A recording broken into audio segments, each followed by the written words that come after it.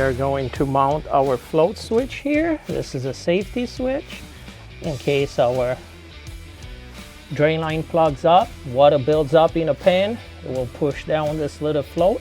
That way it's not going to keep on running and overflow the pan and water will go on the floor.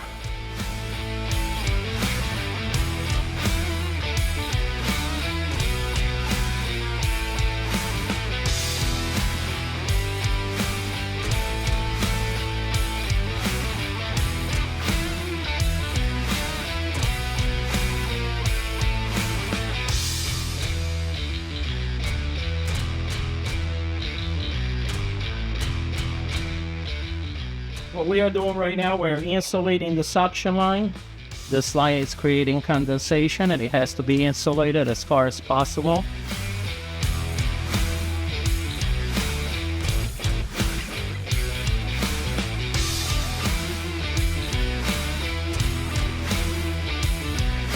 Okay, so everything is nice and sealed and wrapped the way it should be. Make sure you cut your zip ties out. Your access here to make it look nice. Always wrap it in the back, that way you don't see it. The next step is putting the cover on. One thing to pay attention for, you never want your wire to come in contact with any metal, sharp metal.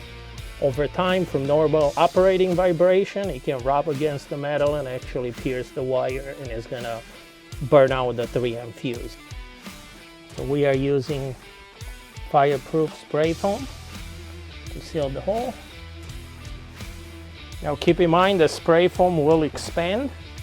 So what I do, I always grab a little bit of cardboard, kind of smooth it out. So that way when it does expand, it's gonna be nice and even. Everything is covered, everything is in place, sensor is connected, so we are good to put the cover back on. Hole is sealed, we don't have any gaps. Sensor is in place and secure. Now we'll put the cover on.